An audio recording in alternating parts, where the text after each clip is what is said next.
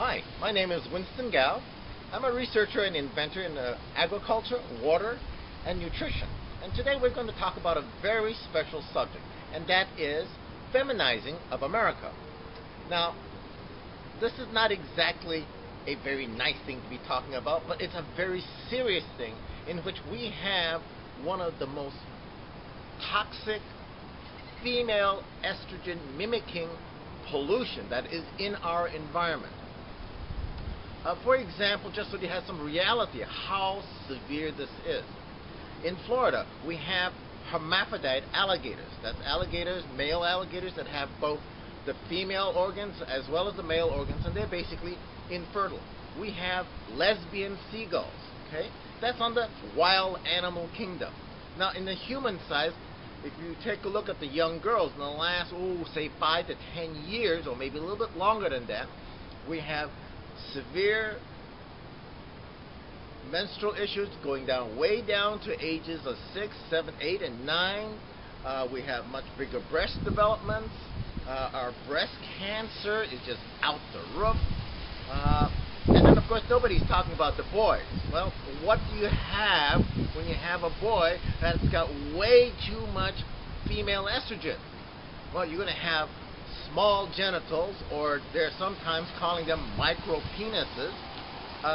You will have homosexuality coming around.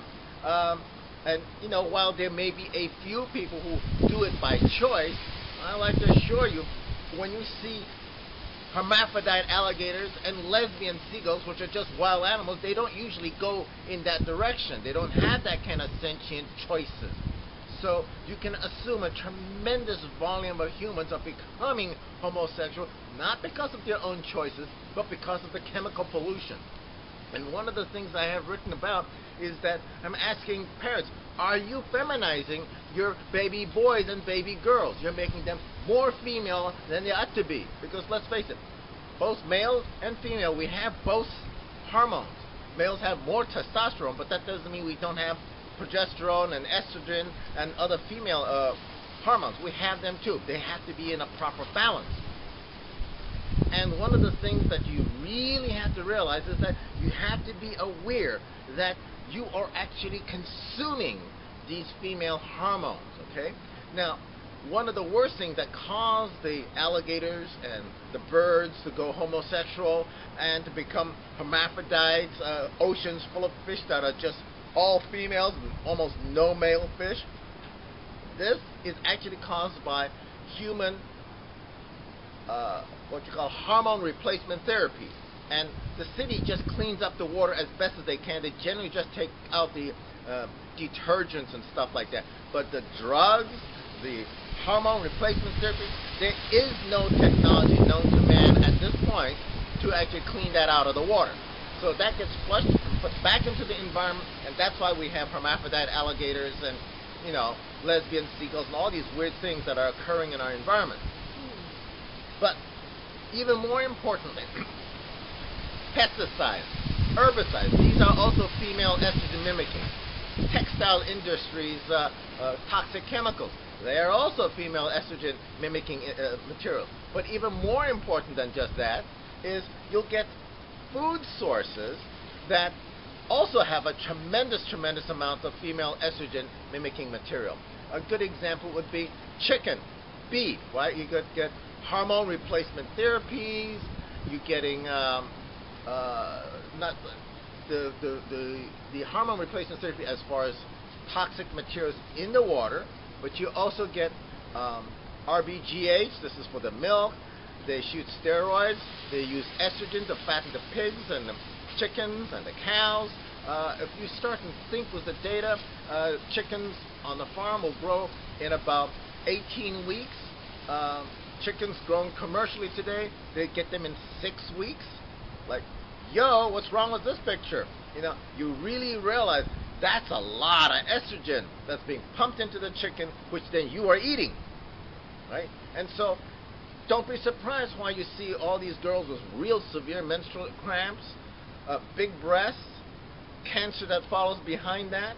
And if you just look around, the cancer, we're not talking about 60, 70, 80-year-old women getting cancer. We're talking about young girls, 20s, 30s, That's way, totally unheard of. So this is a serious issue.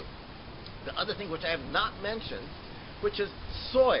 Now, soy is extremely toxic, and it has 500% excess female estrogen.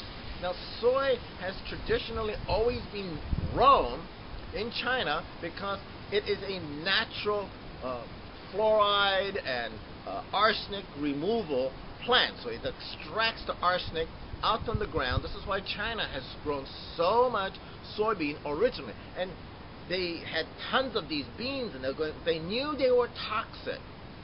And they had to find some solution to utilize this great product other than just plow it back into the ground, which, handles the toxicity of arsenic. So they made soy sauce, they made miso, highly fermented materials in order to cancel out the toxicity of soybean.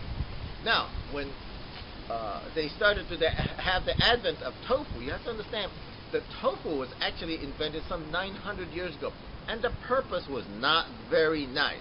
Basically, the Chinese kings and queens at that time considered China had too much population, and they wanted to wipe out the poor people, and they wanted to wipe out the dissidents, the Shaolin priests, the freedom fighters, okay, the independence thinkers. So those were the people that they targeted. And so they created tofu to genetically change that group, wipe out that group, okay? So that's where tofu actually came from. And soy milk, by the way, is not a Chinese invention. This is an American invention. It was invented by a Seventh-day Adventist who, back in the 30s, promoted to the Japanese, and they didn't take to the soy milk. They thought it was horrible. So he went to China, and of course, back in the 40s, China had war, they had no protein, and they figured out how to do something good with the soy milk and make it taste good. So that's how soy milk got popular in China. Not a normal food that the Chinese normally would have eaten. So soy is a very big bad boy. Your meats and chickens and things that are grown commercially with steroids, hormones, not a good thing to consume. Now it gets into the plastics. Styrofoam, especially when you go to Chinese restaurants, they'll saute these hot foods, throw it right into the styrofoam, and there you have it. High concentrated plastic, phytates, female estrogen materials that now you are directly consuming these materials. Not a very good thing, but yet a very common thing that a lot of us do. So, and if you want to really have something high toxic in your food, take a saran wrap, wrap it up, cover your food, put it in a microwave, and zap it.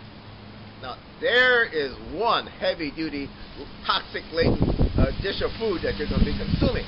And it's commonly done in restaurants so that the microwave oven doesn't get splattered up and looking dirty. So this is something very important, that people start having awareness that you can't just go melting plastic right on top of your food. This is a serious, not okay item thing to do. So you can tell that there are things that you can do to seriously lower your estrogen consumption. And the last thing I'm going to leave is all that plastic bottles. Now, 90% of the water that are in bottles is made from reverse osmosis water. It has no minerals. It's highly acidic. Usually it has a pH of 5.5 to 6.4 pH. This water will extract the plastic from the bottle. Even if it's number one, it is reverse osmosis. It has no minerals. And so this is something that one has to be definitely aware that you are not just drinking cleaner water, but you're drinking acidic water that's loaded with plastic, another female estrogen source that you should definitely not do. So take care, be aware, and I'll see you next time.